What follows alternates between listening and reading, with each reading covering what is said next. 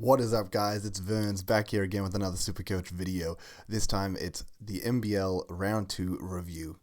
So actually a pretty good week for us. 339 points. We went up one rank in the season from 15 to 14. And honestly, a week that I thought we were going to struggle a lot with. I think we did manage to mitigate that struggling point though by using a boost, which has then allowed us to go up a rank, which is quite nice. Maybe a bit preemptive with the boost, but look, something I want to get to before I guess we get into the video is that I have made an X account, something that honestly I've just been not very, I guess, a part of. But it's something that I know a lot of people are using, and it's where a lot of information is, and I guess I wanted to just be a bit more a part of the community and whatnot, and be able to keep you guys a bit more up to date, because at the end of the day, there was so many trade plans going through my mind. I had no idea what I was going to settle on, and I think with the X account, I'll be able to more or less post my trades at the end of the week, so you guys can follow it to see what I've actually decided, because obviously I sort of ended this video with, oh look, these are what I'm looking at, but I do want to look into a few other things, and before I make that final decision. So I think with the X account, I will be posting, I'll do my weekly rank update on there as well, and then I will also do my trades at the end of the week. So for you that want to go ahead and follow along with that, feel free to jump down in the description below. I'll put a link there, but hopefully that just keeps me a little bit more up to date so you guys can follow the journey, and I'm not sort of blindsiding you with doing something that I didn't even mention in my videos. But yeah, getting that out of the way, let's jump into the team. Pretty good overall, as I mentioned, and I did use a boost though to sort of get there. So we're already one boost down pretty early on. This is how the team actually ended up looking, and look, I guess not too many things are different here. I did talk about getting DOYLE and McDaniel in, so at the end of the day, this boost just meant that Valentine came in for Della Vadova, and then we didn't end up putting the Sion Cook, which is the biggest part of this. But look, let me just go through my thoughts of the week, because I was making so many different changes all week long. It was very hard to sort of stick with the decision, but originally we obviously had Milton Doyle and Sam McDaniel. I wasn't a fan overall of the McDaniel pick, and one of my comments in my last video did mention, they didn't like it either, and what happens if we, trade towards Valentine instead, and this feat obviously freed up about 70 extra K, which meant that I could go someone like a Valentine, and then like a Will Cummings is who I was looking at. I did look at Sobey as well, and I was like, okay, this isn't bad sort of thing. I don't mind what's happening here. But then if I did do that, I think I would have definitely captained Cook and lost a lot of points there. I ended up deciding against that though, because I did like Doyle in the team, and I really did want him in the team. And I think what would have happened too is if I went for the Valentine route, is I really needed, because I had Delhi, another guard down here, which means, another forward, not a guard. So I would have probably not gone for Sobey or Cummings, and I think I was leaning more towards Chris Smith instead from Brisbane. So ended up, as I said, deciding against that, which ended up being really good to go against that. And then I was looking at this Doyle, and I was looking at Doyle and Tui and thinking I liked that a lot, honestly, after I'd watched the Sydney game. But then we did have the news that DJ Mitchell wasn't playing, and it felt impossible to not bring in McDaniels with that news. He's going to come in, he's going to get a lot more court time, and he's going to play well. And honestly, watching these games, he really did play well. Like, I was genuinely impressed. Like, he did a lot of little things. He's doing a lot of on-ball screens, off-ball screens. He's honestly got a lot of defensive pressure. He wants the rebounds really badly. There was multiple times that he tried to get it, then him and Tyrell Harris like fumbled over each other, and neither of them got it. That happened like twice in the very first game of the round. And he originally came out with a 16, and I sat there and I went, you know what?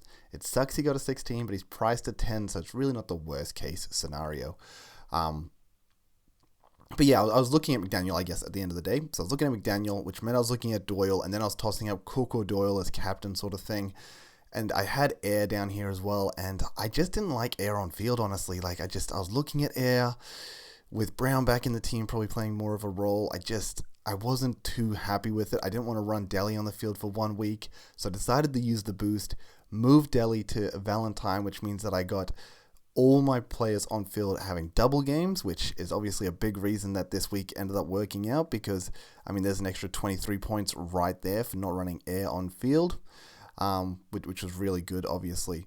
And then that's sort of how I came to the conclusion as to I wanted to get Valentine in because he just felt way too good to sort of pass up. It felt like McDaniel sort of had to be a must as well. And then I just had so much cash that it's like, look, I really want Doyle. I have the cash for Doyle. The only thing that's stopping me is, do I use a boost? And then, yeah, as I said, I decided to do that. So that's how I ended up with those three guys coming into the team at the end of the day. And as I said, it ended up really good overall. McDaniel's making some good cash there. Valentine was actually the sort of the worst performer out of the guys on field. I mean, you don't even count Cook because everyone has him and he got injured, so like you don't really count that. But I still think he was the right player to go for, and even watching his game, he was really good. And I swear he had more assists than 5 in his second game here. I don't know how he had 5. Like I feel like he had way more than that, but he was really good. And unfortunately, Supercoach just didn't really reflect that, I think. But yeah, as coming down to the captain choice, I was basically Cook all week. I actually thought I had it on Cook. I watched this game. I saw him get injured. I saw the 10, and I was sitting there like, no.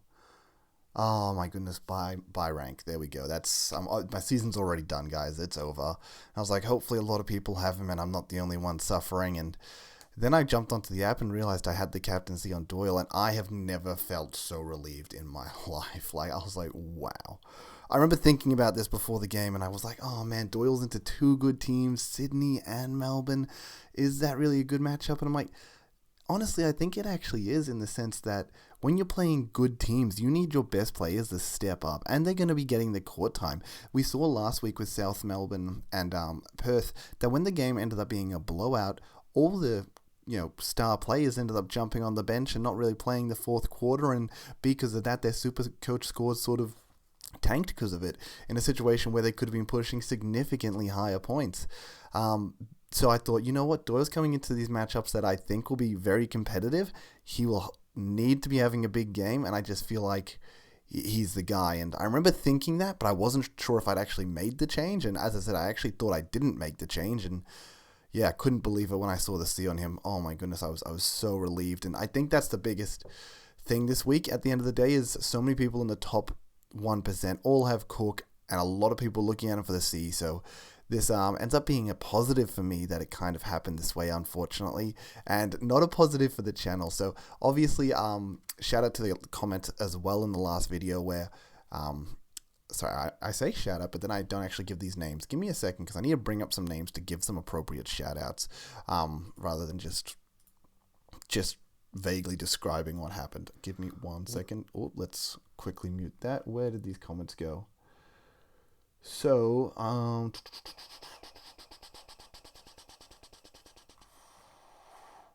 no, I already got lost in my comments. I don't even have that many comments. How did I lose this already? Who said they don't like McDonald's? Was it a reply to another message? Is that why I'm not seeing it right now? Yeah, it might be a reply to another message why I'm not seeing it. Sorry, I really should have brought this up beforehand. It's really wasting a bit of time here. But I'm going to say shout out to at least L. Cameron, who actually found us on the leaderboard. So for those, I did actually make a post on X where I pointed out that our league for Vern's YouTube number 2 was actually started off number 1 for the teams of 16, which was honestly just really cool. Like I didn't know that myself. And when he pointed that out in my comments, I was like, oh my goodness, that's so cool. And so that was really cool to get that start. I believe we dropped to 11th this week, unfortunately, and I think that's my bad for maybe baiting everyone on the Cook pick, because I talked about Cook being the captain, and I saw a lot of people in that league having the C on him, saying that. I say baited, but it wasn't the wrong pick. This just sometimes happens. Like, you put the C on someone, or you bring in a player and you look at the information, and all the information tells you this is the correct move to do, and then sometimes you just get unlucky. Like, he got poked in the eye and he ended up not playing the second game, not even playing the second half of the first game. Like, it's just unlucky, unfortunately. As I said, it worked out for me as a positive, but I know, as I said, a lot of people who watched my video and ended up putting the C on him, unfortunately, it's got a bit punished this week, and there's just nothing you can do about that. It just happens. But yeah, as I said, just very lucky that I ended up getting this on Doyle. But I'll just quickly go through it because I've been rambling long enough about it, sort of thing. Do I want to just go over the rounds quickly, or there's a lot of games to cover and I don't really want to go over every single one, so I'll just do quick brief, I guess, going over this. So I guess the important one from this Brisbane game is that Sobey absolutely cooked. 49 Supercoach points, insane. Huge standout in that game. McDaniel dropped 16 and we all felt a bit sweaty in it. It wasn't feeling good for us. Then we have Cairns into South Melbourne, and this is where obviously Cook gets the poke in the eye, and Melbourne just don't really have a centre after him. Like in the second game, Melbourne ended up running I'm pretty sure Creek ended up doing the jump ball, and he was they were just running a very small lineup. And in this Cairns game, they got absolutely torched by it, and it's why you see Bobby having a massive game, because they just didn't have the rim protectors with Cook out of the game. So Cairns were just feasting under that bucket and honestly get a win. Just because Melbourne just really didn't have a backup center. It just didn't happen. So Melbourne fell because of that. Cook ended up with obviously not a good game. Cummings had a pretty decent game, I'm pretty sure, actually. He came back pretty strong, and Creek had not a great game there either. But as I said, a lot of the Cairns players absolutely cooked this week, and they're going to be so good to get back when they get back from America. Tasmania, Sydney, Tas get up by 8. This is just a good game.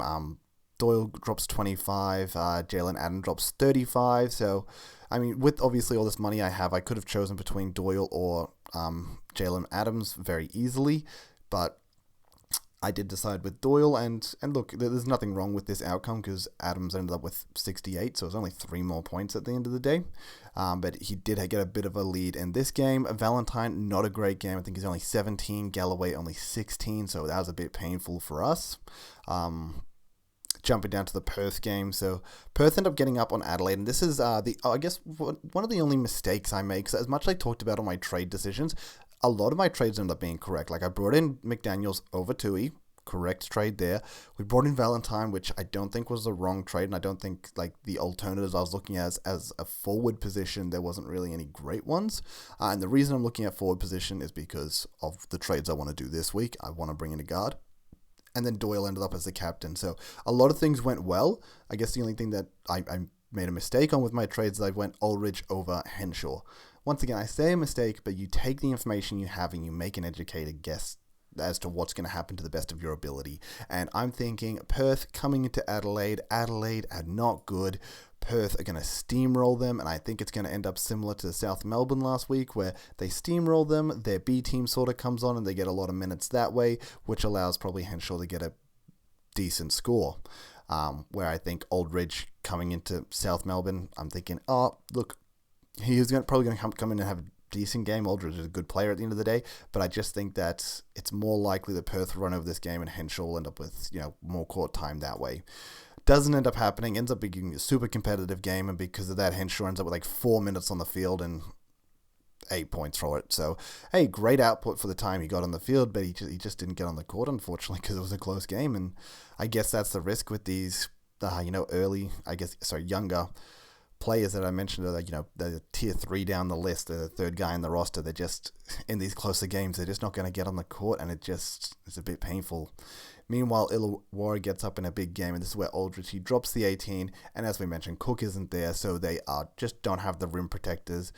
Saying that, Aldridge dropped 18 when they didn't have the rim protectors, and they scored 113. That's actually not very good in reality. He hit 2 nice threes, but there was 5 plays in a row where he got matched up on Creek, and Creek was just feasting on him. He was just taking him to the ring, and he was just scoring on him, and then some sort of switch would happen, and Cummings is scoring on him, and then some sort of switch is happening, and he's not coming all the way out to Cummings, and he's hitting the 3 on him, and there's literally 5 plays in a row where Aldridge just got scored on.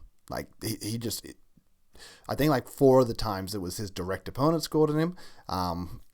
When I say direct opponent, I mean a switch has happened, but there's plenty of time for him to just it's not like he's been caught out in transition. The switch has happened. He's had plenty of time to be okay, I've gotten into position, but maybe he stood too far off, or he's tried to overcompensate. It just didn't work out. But they just kept scoring on him, and unfortunately, obviously, the way this works in Supercoach is that doesn't really matter. You don't get negative points for getting scored on at the end of the day. But I don't know, I get it. Like, Illawarra was winning, and they didn't. I don't know. Like, I think he should have had a much bigger game in the situation. Aldridge really should have. So the punishment wasn't that big considering all things. And we only lost 5 points at the end of the day because we would have run him on the bench anyway. But yeah, it was a little bit lackluster from him, and yeah, he actually didn't do great in my opinion when he was on the court in a situation where he really should have. And yeah, as I said, Cairns, Brisbane bring it back to make it a really close, entertaining game at the end. Once again, Bobby has a good game, and a lot of the Cairns players have good games. And as I said, they're going to be so good when they get back. Sobey is the one that brings it back, having a massive final quarter. I think he gets like 15 points in the final quarter or something, and he ended up finishing on 40 points for this game as well as to the 49, 40, 89 that end the week. Like, insanely high scores. And Brisbane are really going through Sobey. Like, that's the scary thing here, not owning Sobey. And if we decide not to get him in, is that Brisbane are going through Sobey on their offense. When they want a bucket, it's through Sobey. They're playing a faster pace where they want to attack the ring, they want to move the ball, and it's through Sobey. And yeah, he's looking really good in that makeup. Yeah, but obviously they didn't quite get the win here. Melbourne ended up going down the Taz where, oh my goodness, Doyle absolutely cooks in this fourth term. Give him the chef's hat. Give it to him, because he was cooking. It was so good. Like, he was, 15 points at halftime, Supercoach points that is, then he gets to 20, had a bit of a slow third, and then the fourth rocks round and Taz it down, and I'm just like, oh man, I really need him to get going, and then bang, 2 threes in a row, and you're like, okay, nice. He misses the third, that's fine, he ends up with a rebound, gets an assist, and then bang, another 3. Game's tied up. They run the play again, Hook Porty doesn't step out to him, he makes another 4 threes in that final term. I think he got 14 points in the final term. He leads them to a win. And yeah, he ended up going from 20 to 38 by the end of that game. So 18 Supercoach points in the quarter, which is obviously nuts. And yeah, it leads them to a win and gives us a massive captain score, which feels so good. I think he was the 6th highest scorer of the week. So 6th highest, captain on him, highest scorer on my team. Beautiful. Nailed it again. 2 captains in a row that have been very good. So that was awesome. And then Jalen Adams sees what Milton Doyle does, and he's just like, yo, okay, I like that. Let's just cruise for most of the game, keep it interesting. Fourth quarter come around, and I'll start cooking. And that's what he does. You know, fourth quarter comes around, I think he hits 3 threes. Like, he hits 2 really important ones to get the momentum that gets Sydney starting to run away with it. And he just sort of takes over the fourth quarter before they end up benching them and being like, okay, we've got a healthy enough lead that we've somehow blown this out to 15, 20 points, and we can just cruise with the B team on field, which was really nice for Adams owners. Valentine was really unfortunate where he was 20 at halftime for Supercoach and only got 27 at the end of the game. And as I said, I was very surprised he only had 5 assists. I feel like he got more assists than that. I thought he was on track for maybe a double-double with the assists, but it just wasn't the case. Galloway was someone that was playing on the B team a little bit when, you know, they had all the, I guess, I forget what you call them, but I guess second string rotation players on, and then Galloway was also on. Hits a few threes. He got a lot of feeds from Valentine, which was nice. And then he ended up with like 5 steals. Like 2 of the steals he got in the game were really nice, where players just sort of ran into him. I think Riley ran into him, Humphrey ran into him, and then he just ripped it out of their hands and ran away with it. And I was like, oof, so good. Saying this, Valentine, I guess, did get burnt a little bit in the sense that in the first quarter, I'm pretty sure he got 2 absolute dimes that they just didn't finish. One of them was to Glover, who just literally had the wide open layup. I get it. Someone jumped up to contest him, but he was so far in front of them, it shouldn't have been, it wasn't really a contest. He just missed the layup, and it's like, okay, cool. So he got burnt a little bit in that aspect, and as I said, a few of these that it feels like he's maybe made the pass, and then maybe because his teammates pump faked him, put a dribble, and then taken the shot, maybe they've just waited that too long in between for the count as an assist. So just a little bit unfortunate that he didn't quite get as many points as I thought he was on track for. But yeah, I guess that's the quick round recap in regards to that. Travis Hook Porty, all these scores on the bench, we're pretty happy with them. It was unfortunate with Henshaw, but pretty good scores overall. Best players on field, and as I said, Cook is really not the worst case scenario considering everyone has him. Now coming into this week, my trades, and the reason that I didn't want a guard in this position down here is because I didn't want to lock myself out of getting on to Cotton. So the plan this week is Air is out of the team, Cook is out of the team, and then we're going to be bringing in our boy Cotton, and we're going to be bringing in Aldridge because he has a good break even and he'll make money at the end of the day. He's on a double game, should make money. He's priced at 6, averaging 14. Yeah, he'll make money, so that's fine. So he comes in, Hook Porty jumps on field, Travers jumps on field. Right now I'm doing it for Galloway. I know Galloway's technically got the better average, but I was really happy with what I saw from Valentine, and as I said, I just didn't think it reflected in the Supercoach score. Saying that, Galloway has been really good, getting a lot of steals, but 5 steals in that game, that really inflated his score. But he is really good. It's hard to say which one to potentially go here. And then obviously we get Cotton on field down here, and how good does that look, having Cotton and Milton Doyle in the guard slots? Oh, that just looks absolutely delicious. I love the look of it. And this is what I talked about when I said, hey, our week 2 is not going to be as good, but our week 3, it's going to be mint. And because of the way we traded, we've just set ourselves up for a beautiful round 3. Every single one of our players are on the double game, which is so good. And then, as I said, the players on field I'm very happy with. And I'm very keen for another big week. Hopefully that can help push us up a little bit more in the rankings, which would be really cool. But yeah, I'll just go over players real quickly for others, I guess, that are looking at making decisions. So total points isn't the greatest to look at because games are never the same, so I do like looking at averages. Now, we're not ever going to be trading in New Zealand or Cairns players this week. New Zealand will be back for round 4, Cairns will be back for round 5, so that's when we want to get on those players, saying that Cairns get back for a double, so we definitely want to get on them round 5. New Zealand get back for a single in round 4, so it's not as detrimental to get onto those players in round 4. But then they do come into quite a nice run after that. And then, yeah, so right now we can see Sobey is probably one of the best ones to pick up. And the thing about Sobey that makes him such a good pick, where did this go? Here it is that he's about to play a double. Yes, he'll have a single after that, but then he has 2 doubles. So you can throw him on field, put him on the bench for a week if you really want. Maybe depending on your lineup, you might end up with him on field, and then you get him for 2 more doubles in a row, and that feels really good. Like, that's the thing that's so tempting here, because with Bryce, we're putting Bryce on the field for this double, but then he's got 2 singles after that, and obviously that's not great. The only thing we can look at there is we can move Bryce down to Mitch Creek potentially that following week, because he'll be on the double games.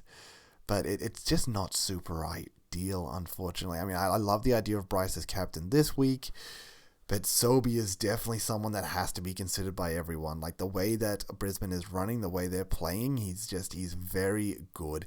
And he's going to have a good break-even right now as well. So break-even is down at 30, and that's on a double game. So you'd think with the way he's playing, he's probably 50 plus. He's going to gain a bit of money, and that's the thing that's so tempting. I think there's some really good players to honestly consider here. Like, we've literally got them all right at the top here. All the guards to consider. Like, all these guards are going nuts. It's really funny. Literally 8 different teams, all their top guards that are just doing so well. As I said, we're not going to be picking Miller or PJC, and then Adams is definitely good, has a bit more of an inflated price tag. Bryce is good, has a bit more of an inflated price tag. Cummings is very cheap, but not on a double game, so we're going to ignore him. And then we have Milton Doyle, Robinson, and Sobey all on the doubles as well. So there's 5 really good guards to choose from. I guess the only problem with Robinson is the same thing as Cotton, where he'll have the double, but then he has a single. He does have a double after that, so he's similar to Sobey in the sense that Sobey will go double, single, double, double. Robinson will go double, single, double, single. So his run's not as good.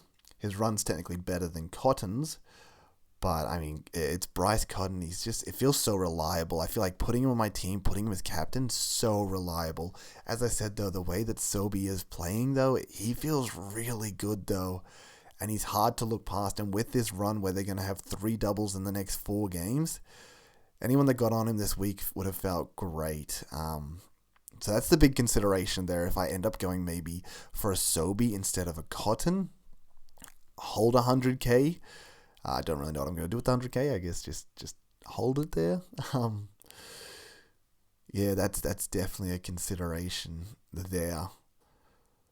And the thing is, I think they could definitely score very similarly. I just think that Bryce is a bit more safer at the end of the day. I think it's more likely for Sobi to come out with in between 20 to 30, which isn't bad, but if you get someone that's putting out like 45 to 50 points, it's, as we've seen, it's not, I don't know, it's just not to the standard that we've been seeing from these other guys in the double games. It's just been a bit higher than that, where I think Bryce has, I feel a bit safer on his floor. I feel like his floor's a bit higher. He's going to be hitting high 20s, low 30s in a worst case scenario, and you're probably looking 60 plus from him from a captain score, and that's really hitting the knocker for me. Like, that just sounds so good for a reliable captain this week.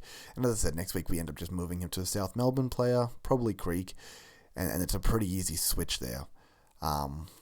So, I mean, that's the consideration. I mean, for anyone else that maybe doesn't have the cash to go to Bryce, Sobi is obviously a great option to go here. And then Robertson and Doyle, I mean, they fall in the same category of having a double, but then going to a single. But then after that single, they go to a double. So, look, Doyle's going to be one I probably hold 3 single, personally. So that's definitely something to consider. I mean, yeah, these two, they have the same sort of schedule moving forward from here. They have double, single, double. So whoever you prefer, I mean, I think Doyle shown it over 3 games. Robinson's shown it over 2 games, and one of them was a blowout against a South Melbourne team that didn't look very good. So I don't know how often you're going to see that. But saying that he hasn't had a price rise, so bringing in Robertson will give you a nice price rise, and once again, he's a bit cheaper. So if you don't have the cash, obviously this isn't really a question for you. You're just going to be going Robinson over him.